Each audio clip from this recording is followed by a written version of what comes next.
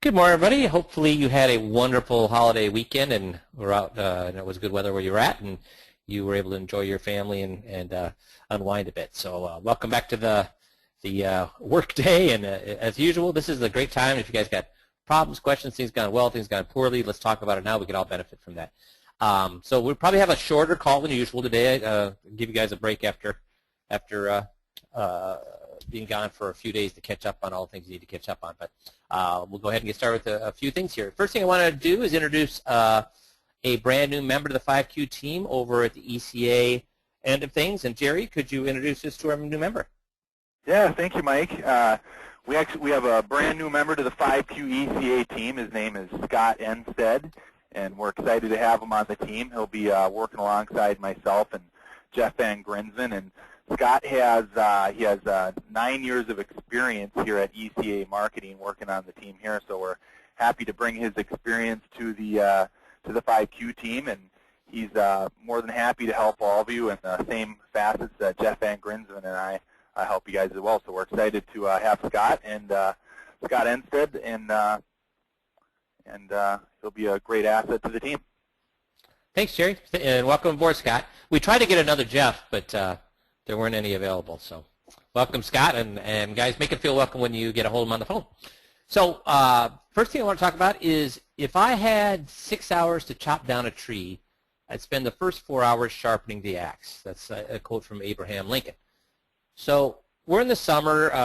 Things are a little bit slower than we would normally have them. Some of you guys are still going gangbusters, doing events and things like that. But generally, things are going to be a little bit slower in the summer months. So what are the things that we could do to sharpen our axe? Well, the first thing I'm going to suggest is this. I cannot tell you how many times I've talked to guys on the phone and their computers are acting up. Guys, that is our axe. That computer is our axe. And I understand my computer acts up too, but guess what do I do, guys, when my computer acts up? When my computer acts up and it's slow and there's obviously viruses on it and I can't bring things up and it shuts down on me, what do I do immediately, guys? So let's see some answers to that. Yeah, Missy, help. Okay, then what does Missy immediately do with it? Get another machine, exactly. Get it tuned up, hire a professional, fix it. Guys, get it fixed. If it takes you 15 minutes of diddling around with your computer to do something, every time you try to do something, holy moly, your whole day is shot. So this is our tool. It's like a race car driver's tool is their car. The computer is our tool. So make sure it's always running on all 8 cylinders, okay, if that's what they run on nowadays. So please, please, please, that's the first thing that you should do to sharpen your axe. I've also talked to other guys who've been on the system for months, and they're saying, for whatever reason, and guys, we've all been through this in business, so we understand, but for whatever reason, they're having, they're going through a situation where they can't do any marketing or where they're slowing things down. What should they be doing during that time period, guys? They've been on the system for months. What would I expect of them if they've been on the system for months? What do I expect them to be doing with their time? If they're looking at their work week and that work week is not full of seeing people, what would I expect them to do that work week? Practice, Todd, exactly. Practice, practice, practice. Skill sharpening, exactly, Frank.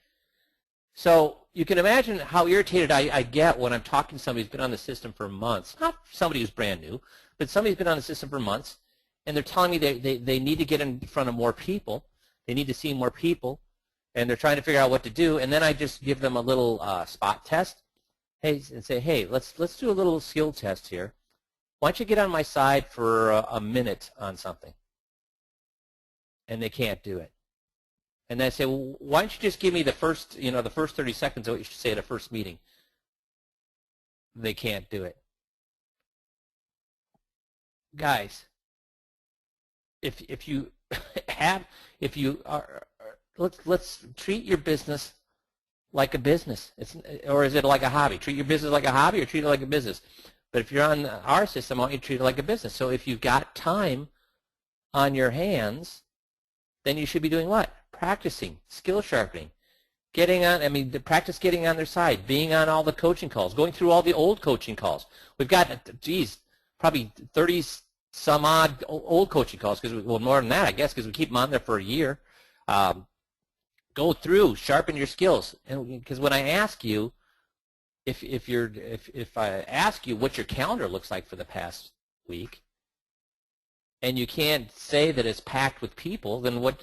Or packed with things. And I understand you got other things going on in your business. You got to see people. You got paperwork to do. You got compliance meetings to attend. You got all sorts of things to do. That's fine. That totally makes sense. But if you have gaps in your calendar, you should be what? Working on your skills. I don't care what skills. You can work on your 5Q skills. You can work on whatever work skills that you want, but you should be working on skills. You shouldn't be reading the paper. You shouldn't be cruising the internet. You shouldn't be doing those. Do those things on your off time, guys. So look at your calendar, or look at your work week on Friday. Look back during that week and say, would I be ashamed to tell my spouse about what I did this week? Or would I be proud of how hard I worked? Would I be ashamed to talk to one of my colleagues about what I did this week and what I accomplished this week? Or would I be proud to show how much I accomplished that week? Guys, hold yourselves accountable for what you're doing. It's so easy to piss away the day, and don't do that.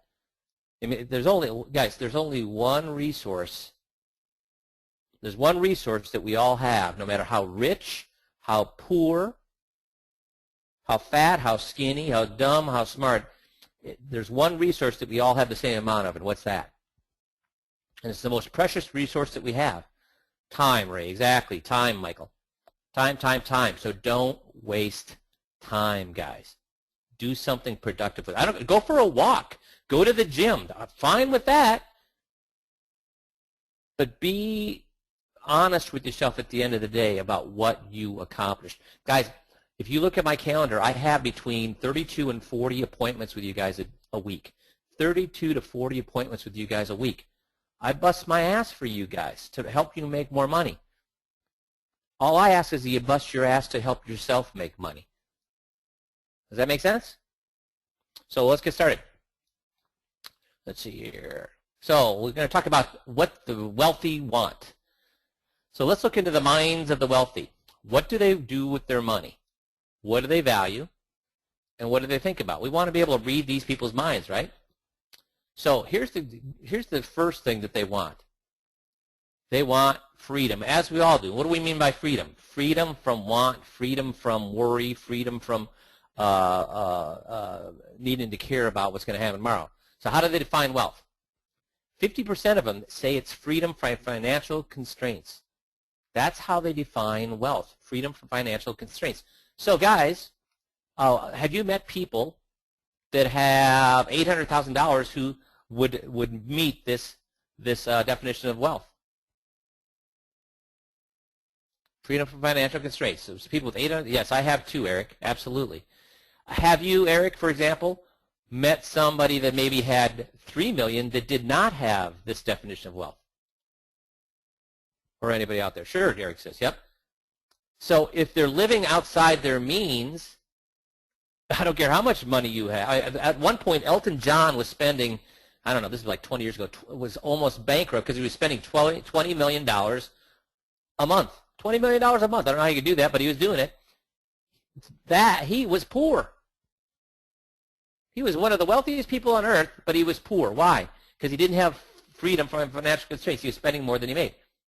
We have Michael Jackson, exactly right. Freedom is, or definition of wealth for most people is freedom from financial constraints. Now, 16% of it uses a certain asset threshold. So some people say, if I had $1 million, I'd be wealthy. Some people say, if I had $5 million, I'd be wealthy. Some people say, if I had $30 million, I'd be wealthy. Some people say, if I had $500,000 or $200,000, I'd be wealthy. So, but only 16%. Most people say freedom.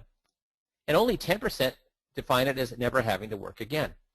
So what should we be stressing in all of our conversations with people, do you think? What do you think the word, freedom, exactly, Eric. Freedom, freedom, freedom from financial constraints. Being independent, being free from financial constraints, absolutely.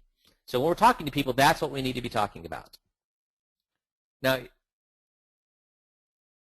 their definition of freedom, what is it? Their definition of freedom means that right, what we're talking about here, freedom from financial constraints. What does freedom from financial constraints mean, guys?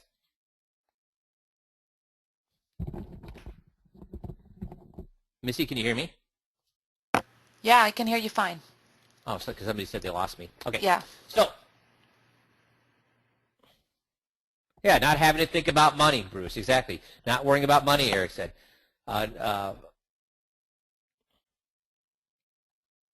Financially flexible. Yeah. So basically, it's saying that they don't have to worry. They don't wake up in the morning wondering or having financial worries. It's freedom from financial worries. They don't wonder how they're going to fix the car if it breaks. They're not wondering if they can afford to go see their grandkids in California. They're not wondering if they can buy that or go to that expensive restaurant tonight. They can do what they want. Now, keep in mind, like we said, some people with $800,000 or $500,000 have freedom from financial constraints. Why? Because they don't want to drive a Rolls Royce. They want to drive a Chevy.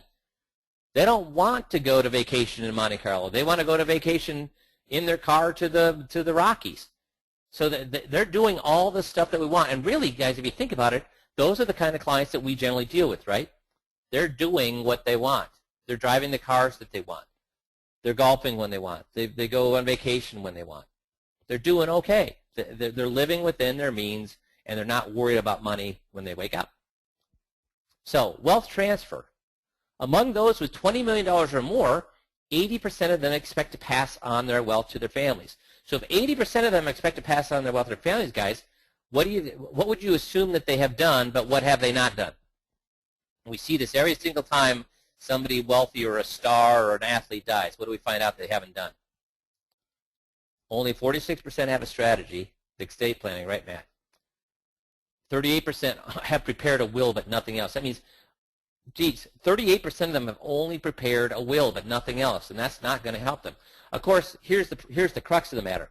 How many of us get in front of guys with $20 million or more, or people with $20 million or more? I know I never did. So I don't really give a rat's patootie what these people are looking for, because that's not my marketplace. But you know what my marketplace is? My marketplace is these people. You know, somebody with $1, $2, $3 million of assets, $4 and $5 million of assets. I'd love to get in front of them. I'd love to get in front of them. Now, let me ask you a question. Do you think they're the same as these people? These people with $20 million or more, they want to pass their assets on to their kids. Do you think people with, again, $3.5 million to $20 million, and we'd assume it'd be the same for less, do you think they're worried about passing money on to their kids?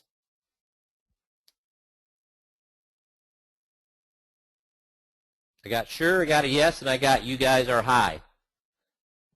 Guys, how many of you see crappy cars driving down the road with a bumper sticker saying, "I'm driving this crappy car because I'm saving my money to pass it along to the kids"? Any of you ever see a car like that? A crappy, rusted-out car where it says, "I'm driving this crappy, rusted-out car because I'm saving my money to pass along to my kids." Do you ever see a bumper sticker like that? I never see one like that.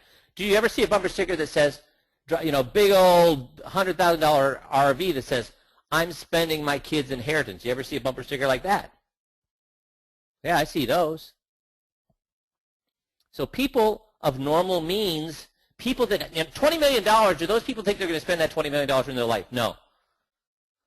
But the people of normal, I mean 3.5 or 4 or 5 million, do they think there's a possibility they could spend that money in their life? Yes, they do feel like that. So less than 50% of them say that leaving an inheritance is important. And that I should use this word, poorer you get. So the more you go from 20 million to 3.5, and I would assume it would continue from 3.5 down, the less people are concerned about passing along money to their kids. I have money. Guess what I've told my kids, guys? What have I told my kids, do you think? Yeah, earn it, Bruce. Exactly right. Why? Why would I say that? You get what's left over, Michelle. Exactly. So I'm not worried about leaving money to the kids. So don't, I hear you guys on some of these tapes trying to tell people that they should worry about their kids and passing money along to their kids.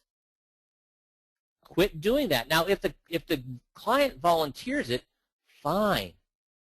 But don't assume they're worried about passing money on to the kids. They're not, unless they tell you. Does that make sense? And if you start to preach at me about how I should be passing money on to the kids, what do you think is going to happen to me? What do you think happens when you start to preach that I should be worried about passing money on to kids? What do you think happens to me and my attitude about you? Do I say, oh, you're right, I should be worried about passing money on the kids? No. I think, forget you. Bye-bye. You don't get me. Shut up. That's what I'm thinking. So there's lots of, so guys, I'm not saying don't talk about it, but you better make sure that they bring it up, you don't bring it up. Because if you bring it up, and I've heard tapes like this where people get mad. I hear people get mad at the advisor when they start pushing that they should be worried about their kids and how much money they get. Does that make sense? So advisors, I love this. Those with $1 million or more, 61% of them make their own investment decisions, but work with at least one advisor. So how can we use this piece of information, guys?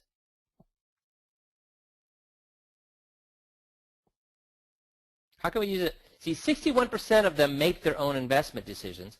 That's what they think in their minds, but they work with at least one advisor.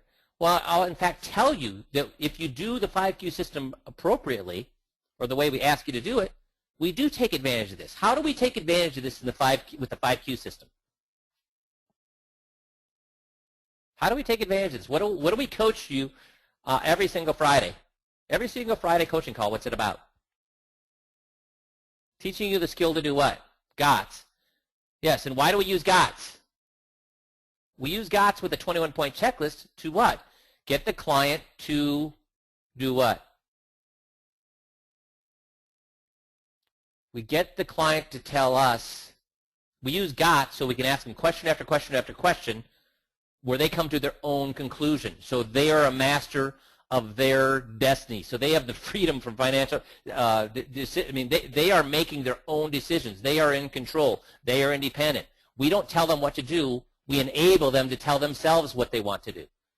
So on Friday, we use GOTS so that we can ask question after question after question so the client tells themselves in their own words what they want to do. We use GOTS to make that into a conversation instead of an interrogation. So do you get how with the 5Q system, most of these people think they're making their own decisions, and we allow them to make their own decisions with the 5Q system. We never tell them what to do.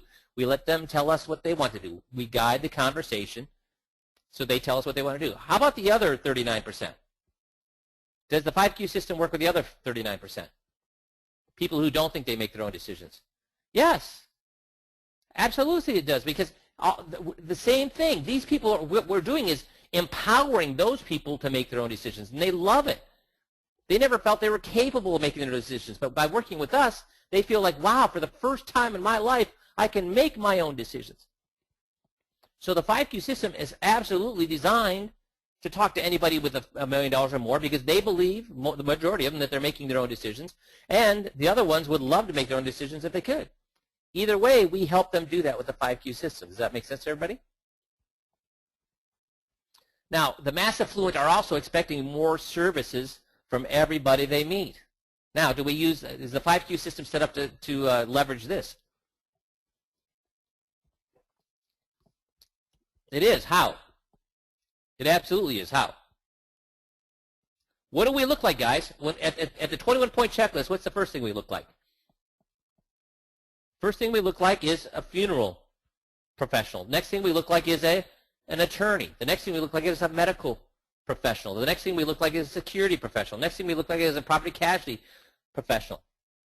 The next thing we look like is a banking professional. The next thing we look like is finally a financial advisor. So we look like consultants. We are holistic. Exactly, Dan. Daniel, we look like and act like a holistic, full-service advisor, a consultant. So we leverage this fact. Now this is a huge one. I say what? While millionaires have a grip on financial basics, they are not comfortable taking risk to maximize returns, according to Fidelity Insights on advice. So this is Fidelity giving insights for their RIAs. While millionaires have a grip on financial basics, they are not comfortable taking risks to maximize returns.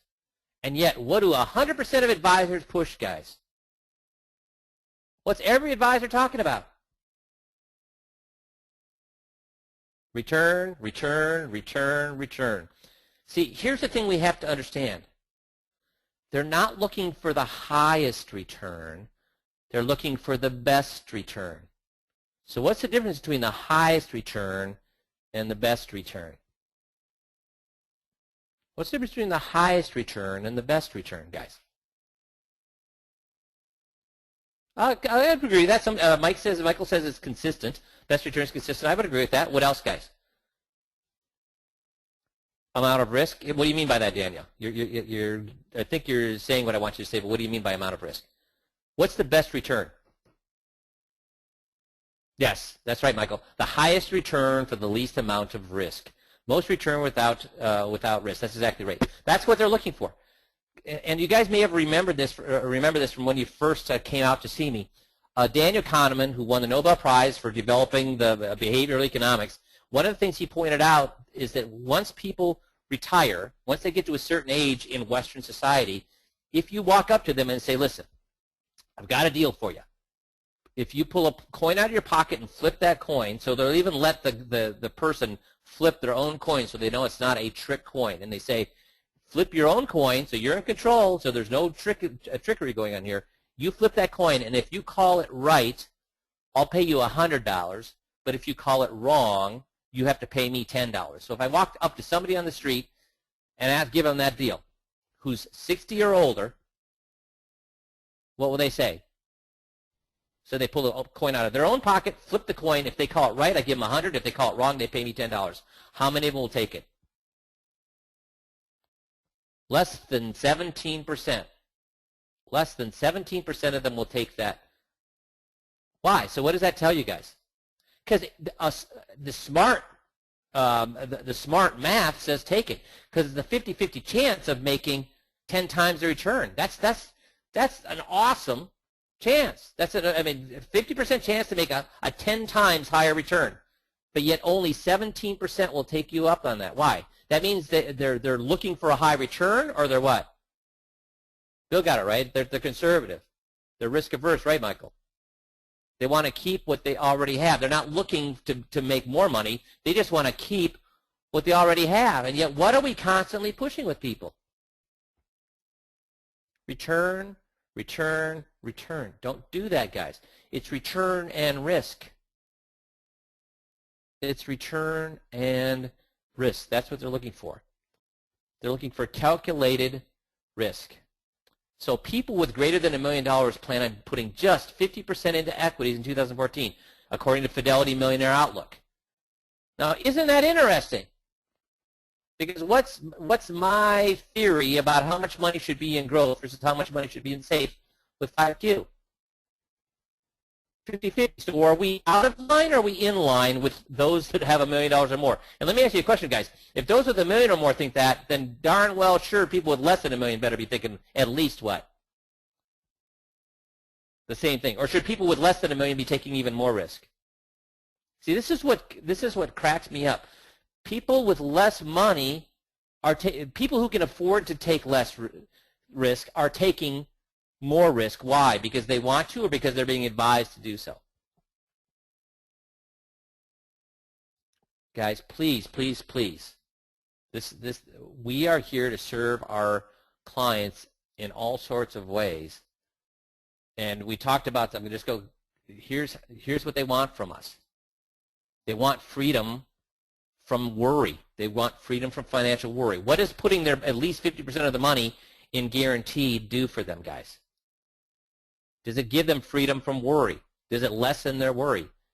Absolutely it does. Should we be pushing that they should be worrying about their kids, or are most of the people we work with, somebody said it earlier, what's in it for me? What's in it for me? What's in it for me? We need to be talking about what's in it for them.